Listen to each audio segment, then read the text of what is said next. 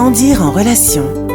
Apprendre à dialoguer avec soi, avec l'autre, en couple, en famille et plus encore. Dominique Trèfle, conseiller conjugal et familial.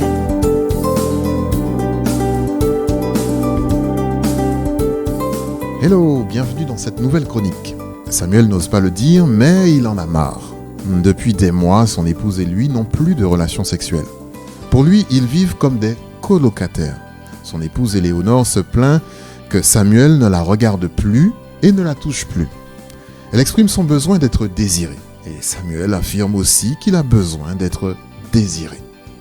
Éléonore s'inquiète, elle ne comprend plus son époux. D'où vient le problème ? D'elle ? De lui ? Est-ce qu'il en aime une autre ? Elle n'a aucune explication. Pourtant, Samuel dit qu'il a été préoccupé à une certaine époque par son travail. Et aujourd'hui, il trouve qu'Éléonore est réticente. Éléonore n'ose pas le dire, mais après avoir été oubliée, elle s'est sentie rejetée dans son désir. Et aujourd'hui, elle ne se sent pas prête à recommencer comme avant. Au sein des couples mariés, certaines personnes se sentent totalement à l'aise pour parler de sexe, tandis que d'autres préfèrent éviter le sujet à tout prix. Notre culture est remplie d'images, d'émissions de télévision, de réseaux sociaux, de films, de chansons et d'autres types de médias où on n'y voit qu'une hypersexualité exprimée, sans compter l'explosion de la pornographie. Par conséquent, ces médias créent de grandes attentes sexuelles, avec une vision souvent irréelle de la sexualité. Et bien que notre culture soit donc bombardée de sexe et d'images sexuelles, les couples vivent des difficultés sexuelles. Apprendre à parler de sexualité en couple est incontournable. Certains savent ce qu'ils veulent dans leur couple, mais ne savent pas comment le dire à leur conjoint.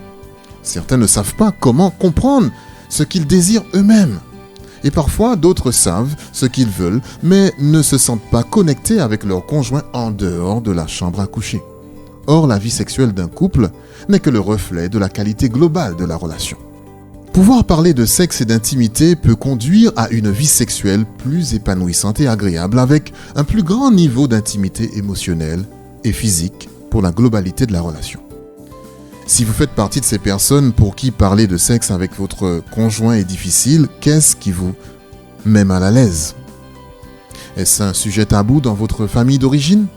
Ou avez-vous eu des expériences négatives dans le passé ?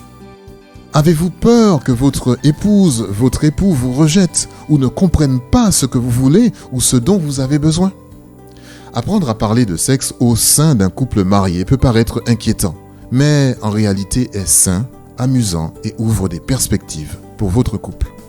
Voici quelques conseils pour aider à surmonter ces craintes et à retrouver une vie sexuelle constructive et plus heureuse. Premièrement, prenez le temps de vous poser quelques questions en couple. Quelles sont vos attentes s'agissant de la sexualité dans votre couple ? Votre vie sexuelle a-t-elle changé à différentes époques de votre mariage, de l'histoire de votre mariage ? Et quand était-elle meilleure ? Quand avait-elle besoin de soins et d'attention ? Et qu'en est-il maintenant ? Qu'est-ce qui affecte votre vie sexuelle ? Comment arrivez-vous à gérer ce qui affecte votre vie sexuelle ? Quelle est l'importance de la sexualité pour vous dans votre relation de couple ? Êtes-vous à l'aise pour parler de vos désirs à votre conjoint ? Ce sont des questions importantes pour lesquelles, souvent, les couples ne sont pas suffisamment attentifs, surtout quand il s'agit de leur propre désir, leur propre satisfaction sexuelle. Deuxièmement, ne méprisez pas les petits commencements. Pensez aux sujets de conversation sur la sexualité de votre couple qui vous semblent les plus abordables pour vous, et commencez par là. Peut-être que vous n'êtes pas encore à l'aise pour parler à votre conjoint de vos désirs et de vos préférences. Mais peut-être que cela ne vous fait pas si peur de discuter avec votre conjoint de la période où votre vie sexuelle vous semblait meilleure. Et peut-être même que vous vous sentiriez à l'aise de vous souvenir ensemble avec votre époux, votre épouse, à un moment où vous avez passé un week-end très agréable et ce que vous en avez particulièrement retiré, ce que vous avez particulièrement aimé. Peut-être qu'il est plus facile pour vous de demander à votre conjoint comment ça va. Qu'est-ce qui est stressant ces temps-ci pour toi ? Comment il pense que cela impacte votre vie sexuelle ? Et ce que vous pouvez faire pour l'aider. Commencez par ces petites choses et laissez la conversation se dérouler. Et petit à petit, sans pression, des conversations plus intimes sur le sexe prendront place au sein du couple. Troisièmement, un week-end ou un voyage, selon vos possibilités. Nous avons tendance à être plus décontractés quand on est en vacances. Certains se sentent à l'aise de dire ou de faire des choses qu'ils ne feraient peut-être pas à la maison. Ces moments romantiques qui sortent de l'ordinaire pourraient ouvrir la porte à des discussions sur la sexualité et parce que vous êtes hors de votre cadre habituel, vous pourriez vous sentir plus à l'aise, plus libre et moins inquiet de la façon dont votre partenaire pourrait vous percevoir ou moins inquiet de ce que les enfants pourraient à tout moment vous interrompre dans votre temps ensemble. Quatrièmement, demandez de l'aide quand vous n'y arrivez pas et surtout n'attendez pas. Si tout cela vous semble trop difficile, trop lourd ou si vous souhaitez simplement en parler à quelqu'un, demandez de l'aide. Parfois, ça peut être possible de suivre aussi un séminaire de couple, avec les amis du couple, par exemple. Comme j'ai déjà pu le dire dans cette chronique, n'attendez pas de consulter. Souvent, les couples arrivent trop tard dans un cabinet de conseil conjugal. En tout cas, avant de terminer, ce que je veux rappeler, c'est que Dieu est le créateur de la sexualité et elle est bonne. Oui, la sexualité est un cadeau de Dieu, c'est lui-même qui l'a inventé et on peut dire avec force que Dieu aime la sexualité. Dieu a créé la sexualité comme étant le meilleur facteur naturel pour construire l'intimité dans le couple marié. Et j'aimerais faire remarquer que dans l'ensemble du Cantique des Cantiques, le rôle de la femme, pour moi, est renversant, surtout à la lumière des origines anciennes de ce texte. Imaginez-vous. C'est la femme et non l'homme qui parle surtout de romantisme et de sexualité dans une bonne partie du poème. C'est elle qui cherche et qui prend chasse et qui initie. Au chapitre 5 de Cantique des Cantiques, elle exprime même avec audace l'attirance physique qu'elle ressent pour son mari. Cantique des Cantiques, chapitre 5, versets 10 à 16. « Mon bien-aimé est blanc et vermeil, il se distingue entre 10 000. Sa tête est de l'or pur, ses boucles sont flottantes, noires comme le corbeau. Ses yeux sont comme des colombes au bord du ruisseau, se baignant dans le lait, reposant au sein de l'abondance. Ses joues sont comme un parterre d'aromates, une couche de plantes odorantes. Ses œuvres sont des lys, d'où découle la myrrhe. Ses mains sont des anneaux d'or garnis de chrysolites. Son corps est de l'ivoire poli couvert de saphir. Ses jambes sont des colonnes de marbre blanc posées sur des bases d'or pur. Son aspect est comme le Liban, distingué comme les cèdres. Son palais n'est que douceur et toute sa personne est pleine de charme. Tel est mon bien-aimé, tel est mon ami, fille de Jérusalem. Voilà comment une femme peut parler de sexualité. Savez-vous que bien des femmes considèrent, qu'en ce qui concerne l'éveil des sens, qu'elles sont plus disposées à recevoir et à répondre à leur époux plutôt qu'à donner et à initier. Elles se sentent plus à l'aise comme objet du désir masculin que comme sujet désirant la pénétration.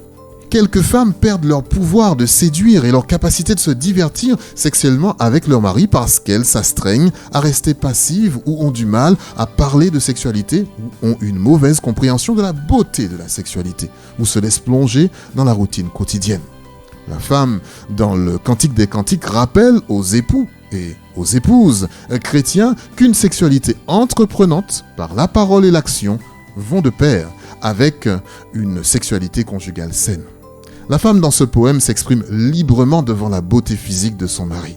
Elle le considère comme l'homme le plus beau du monde. Elle a entamé son chant par la description de la beauté frappante de sa tête et de son visage. Et après avoir commenté la force de ses bras, elle décrit une partie de son corps comme étant de l'ivoire poli. La plupart des traductions hésitent sur ce verset. Selon le spécialiste Tramper Longman, professeur d'Ancien Testament, l'hébreu peut être parfois très érotique et la plupart des traducteurs ont du mal à se résoudre à donner la signification évidente de cette dent d'ivoire lisse, précieuse et ouvragée, qui n'est autre que la description amoureuse que fait la femme du pénis en érection de son mari. Il faut se rappeler qu'ici, dans le Cantique des Cantiques, après tout, il s'agit d'un prélude à leur rapport sexuel. Il n'y a pas de geste timide, honteux ni mécanique qui se passe sous les draps. Au contraire, les deux personnes se font face, se parlent, s'étreignent, sans sentiment de honte, mais sensibles seulement à la joie d'une sexualité partagée à la gloire de Dieu et devant Dieu. Pouvoir parler de sexe et d'intimité peut conduire à une vie sexuelle plus épanouissante et agréable, avec un plus grand niveau d'intimité émotionnelle et physique pour la globalité de la relation. Dans cette chronique, j'ai cité le professeur d'Ancien Testament Tremper Longman, co-auteur du livre Alliés dans l'intimité. N'oubliez pas que vous pouvez retrouver nos anciennes chroniques sur le site amisducouple.com. Je vous dis à bientôt.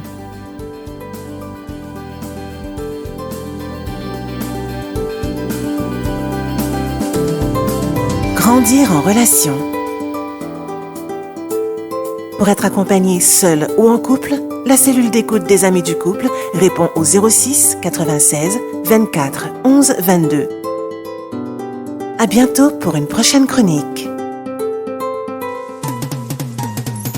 Pour vous aider à mettre des mots sur des mots, comprendre ce qui vous arrive, créer et consolider une communication de qualité, Grandir en relation.